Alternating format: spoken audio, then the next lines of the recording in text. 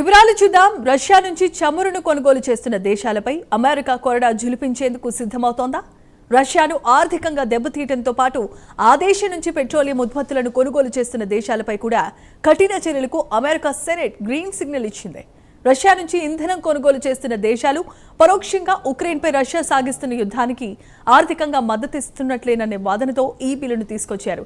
ఈ బిల్లు అమల్లోనికి వస్తే రష్యా నుంచి చమురు, గ్యాస్ వంటి ఇంధన ఉత్పత్తులు కొనుగోలు చేస్తున్న అగ్రశ్రేణి 5 దేశాలపై భారీగా టారిఫ్లు విధించే అధికారం అమెరికా అధ్యక్షుడు డొనాల్డ్ ట్రంప్కు లభించనుంది.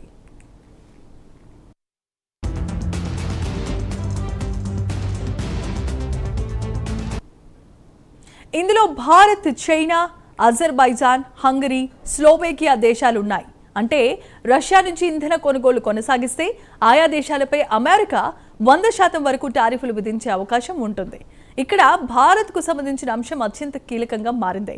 భారత్ తన ఇంధన అవసరాలు తీర్చుకోవడానికి రష్యా నుంచి భారీగా చమురు కొనుగోలు చేస్తున్న నేపథ్యంలో అంతర్జాతీయ ఆకాంక్షల కారణంగా రష్యా చమురు తక్కువ ధరలకు అందుబాటులోనికి రావడంతో భారత రిఫైనరీలు రష్యా క్రూడును పెద్ద ఎత్తున దిగుమతి చేసుకుంటున్నాయి.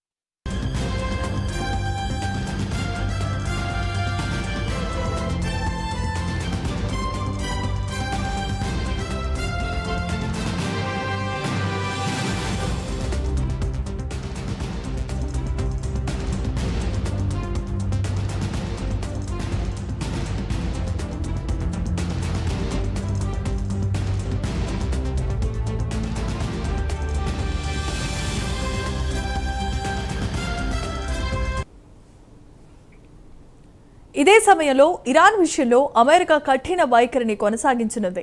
ఇరాన్ ఇంధన రంగంలో పెట్టుబడులు పెట్టే కంపెనీలపై ఆంక్షలు విధించే చట్టాన్ని మరికొంత కాలం కొనసాగించాల్సిందిగా ఈ బిల్లులో ముఖ్య ఉద్దేశంలో ఒకటి. అయితే సెనేట్ ఆమోదంతో ఈ ప్రక్రియ ఇంకా పూర్తి కాలేదు. తదుపరి కీలక అడుగు అమెరికా ప్రతినిధుల సభలో ఉండబోతోంది.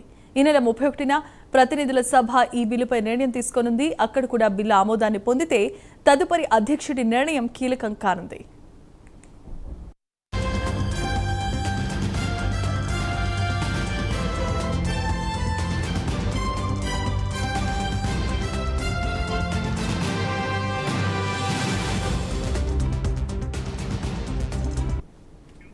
మొత్తంగా చూస్తే రష్యా ఇంధన కొనుగోళ్లను అడ్డుకోవడం ద్వారా మాస్కోపై ఆర్థిక ఒత్తిడి పెంచాలని అమెరికా ప్రయత్నిస్తోంది. కానీ అదే సమయంలో రష్యా నుంచి చమురు కొనుగోలు చేస్తున్న భారత్, చైనా వంటి కీలక ఆర్థిక శక్తులపై 100% వరకు టారిఫ్ల భారం పడే అవకాశం ఉండటంతో ఈ నిర్ణయం అంతర్జాతీయ వాణిజ్యంపై ఎలాంటి ప్రభావం చూపిస్తుంది, భారత్ అమెరికా సంబంధాలు ఏ మలుపు తిరుగుతాయి అన్నది ఇప్పుడు ఆసక్తికరంగా మారింది.